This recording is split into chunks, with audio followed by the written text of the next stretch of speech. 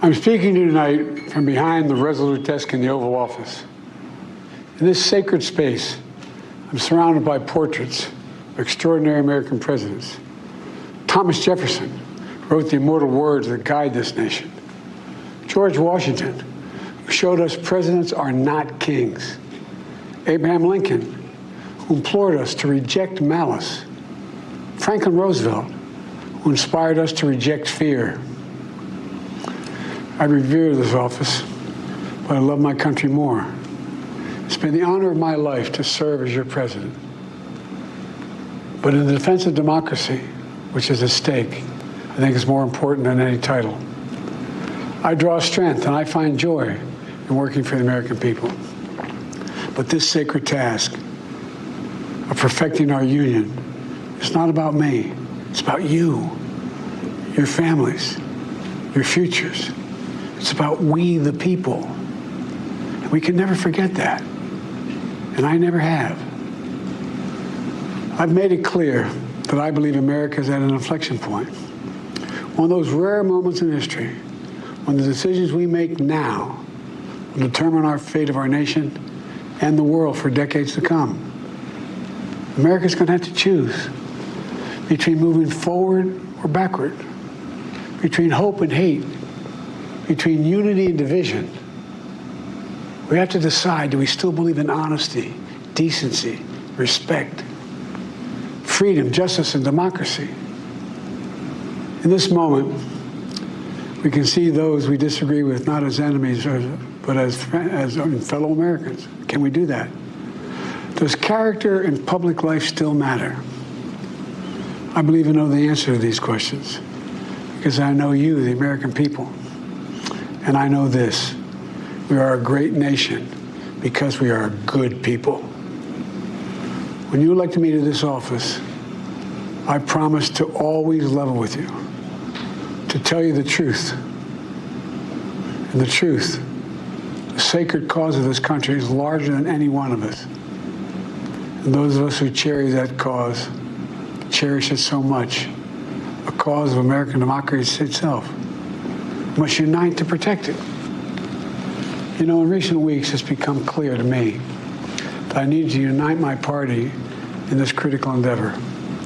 I believe my record as president, my leadership in the world, my vision for America's future, all merited a second term. But nothing can come in the way of saving our democracy. That includes personal ambition. So I've decided the best way forward is to pass the torch to a new generation. That's the best way to unite our nation.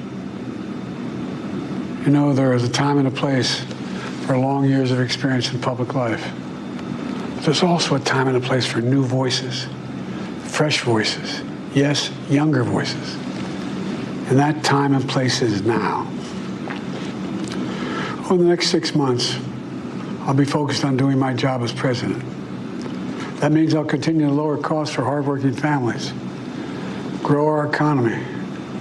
I'll keep defending our personal freedoms and our civil rights, from the right to vote to the right to choose. I'll keep calling out hate and extremism. Make it clear there is no place in America for political violence or any violence ever, period. I'm going to keep speaking out to protect our kids from gun violence. Our planet from climate crisis is the existential threat. And I will keep fighting for my cancer moonshot so we can end cancer as we know it, because we can do it. And I'm going to call for Supreme Court reform because this is critical to our democracy, Supreme Court reform. You know, I will keep working to ensure America remains strong and secure and the leader of the free world. I'm the first president in this century to report to the American people that the United States is not at war anywhere in the world.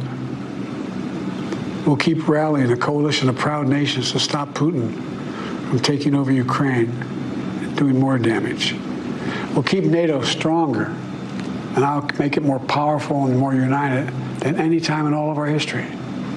I'll keep doing the same for our allies in the Pacific. You know, when I came to office, The conventional wisdom was that China would inevitably surpass the United States. That's not the case anymore. And I'm going to keep working to end the war in Gaza, bring home all the hostages, and bring peace and security to the Middle East and end this war. We're also working around the clock to bring home Americans being unjustly detained all around the world. You know, we've come so far since my inauguration. On that day, I told you, as I stood in that winter, we stood in a winter of peril and a winter of possibilities. Peril and possibilities. We were in the grip of the worst pandemic in the century, the worst economic crisis since the Great Depression, the worst attack on our democracy since the Civil War. But we came together as Americans, and we got through it. We emerged stronger, more prosperous, and more secure. Today, we have the strongest economy in the world, creating nearly 16 million new jobs, a record. Wages are up. Inflation continues to come down. The racial wealth gap is the lowest it's been in 20 years. We're literally rebuilding our entire nation, urban, suburban, rural, and tribal communities. Manufacturing has come back to America.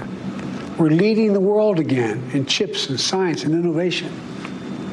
We finally beat Big Pharma after all these years to lower the cost of prescription drugs for seniors. And I'm going to keep fighting to make sure we lower the cost for everyone, not just seniors. More people have health care today in America than ever before. And I signed one of the most significant laws helping millions of veterans and their families who are exposed to toxic materials. You know, most significant climate law ever in the history of the world. The first major gun safety law in 30 years. And today, the violent crime rate is at a 50-year low. We're also securing our border. Border crossings are lower today than when the previous administration left office. I've kept my commitment to appoint the first black woman to the Supreme Court of the United States of America. I also kept my commitment to have an administration that looks like America and be a president for all Americans. That's what I've done. I ran for president 4 years ago because I believed and still do that the soul of America was at stake. The very nature of who we are was at stake. And that's still the case. America's an idea. An idea stronger than any army, bigger than any ocean, more powerful than any dictator or tyrant. It's the most powerful idea in the history of the world. That idea is that we hold these truths to be self-evident.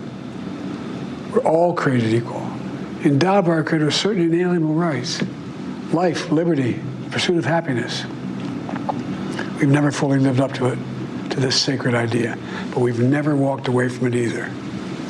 And I do not believe the American people will walk away from it now. In just a few months, the American people will choose the course of America's future. I made my choice. I've made my views known. I would like to thank our great Vice President, Kamala Harris. She's experienced, she's tough, she's capable. She's been an incredible partner to me and a leader for our country. Now the choice is up to you, the American people. When you make that choice, remember the words of Benjamin Franklin hanging on my wall here in the Oval Office, alongside the busts of Dr. King and Rosa Parks and Cesar Chavez. When Ben Franklin was asked, as he emerged from the convention going on, whether the founders have given America a monarchy or republic, Franklin's response was, a republic, if you can keep it. A republic, if you can keep it. Whether we keep our republic is now in your hands. My fellow Americans, it's been the privilege of my life to serve this nation for over 50 years. Nowhere else on earth could a kid with a stutter, from modest beginnings in Scranton, Pennsylvania, and Claymont, Delaware, one day sit behind the resolute desk in the Oval Office as President of the United States. But here I am. That's what's so special about America. We're a nation of promise and possibilities, of dreamers and doers, of ordinary Americans doing extraordinary things. I've given my heart and my soul to our nation, like so many others. I've been blessed a million times in return with the love and support of the American people. I hope you have some idea how grateful I am to all of you. The great thing about America is here, kings and dictators do not rule, the people do. History is in your hands. The power is in your hands. The idea of America lies in your hands. We just have to keep faith, keep the faith. And remember who we are. We're the United States of America. And there's simply nothing beyond our capacity when we do it together. So let's act together, preserve our democracy. God bless you all, and may God protect our troops. Thank you.